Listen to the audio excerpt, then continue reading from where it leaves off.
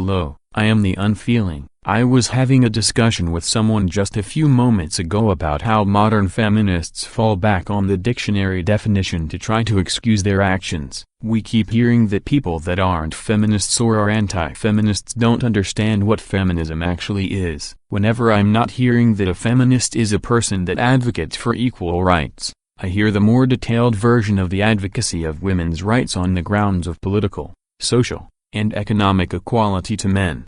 However, when you ignore the dishonesty of their argument, you realize the latter definition is exactly why people hate feminists. What is political equality? As far as I can tell, from reading various pages on the internet, political equality is more commonly known as equality under the law. That is, no one can be discriminated against in the law on the basis of their gender, race, religion, sexual orientation, etc. You would have a hard time finding someone in the Western world that doesn't agree with this when it comes to women's rights. When people think of equality for women, this is the kind of equality they think of and fully support. But what is social equality? For the most part, it's the same as political equality, equal rights under the law. However, I would argue that the informal use of social equality also applies to cultural perceptions. This is where you would see such concepts as patriarchy, manspreading, mansplaining, rape culture,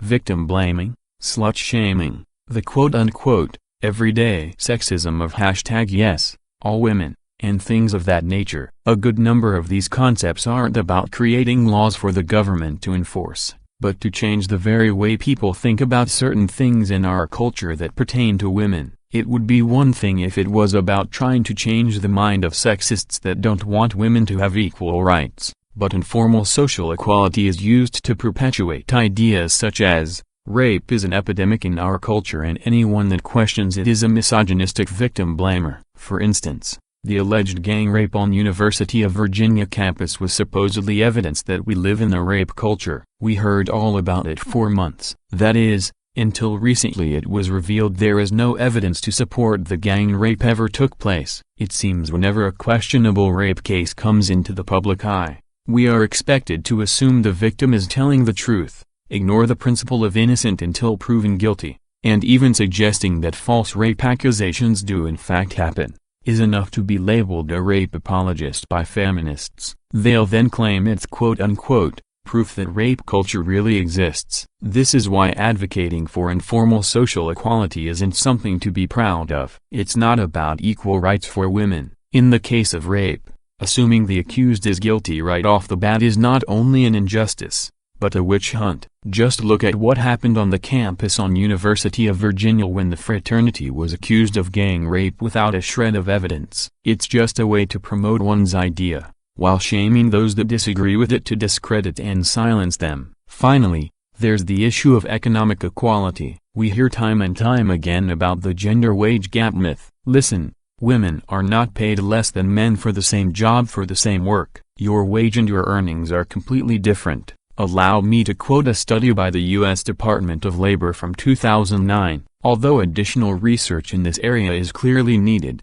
this study leads to the unambiguous conclusion that the differences in the compensation of men and women are the result of a multitude of factors and that the raw wage gap should not be used as the basis to justify corrective action. Indeed, there may be nothing to correct. The differences in raw wages may be almost entirely the result of the individual choices being made by both male and female workers. So the gap is likely not based on any form of discrimination, but actually factors such as education, work experience, hours worked, industry they enter, and interruptions within their career. When including those factors and more, the so-called wage gap is almost non-existent. That doesn't even get into the argument of equal representation. You'd have to force women into fields they don't necessarily want to go into in order to have a ratio of 50% men and 50% women. In conclusion, whenever you hear about feminism being the advocacy of women's rights on the grounds of political,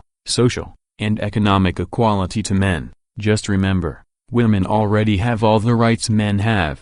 To enforce informal social equality is to police people's opinions that disagree with feminists, which goes against the principle of freedom of speech. And to achieve economic equality, you'd have to force women to go into higher paying fields, work longer hours, not take off time to have children, and many other factors to be able to compete with men. People hate modern feminism because by its very definition, it's toxic.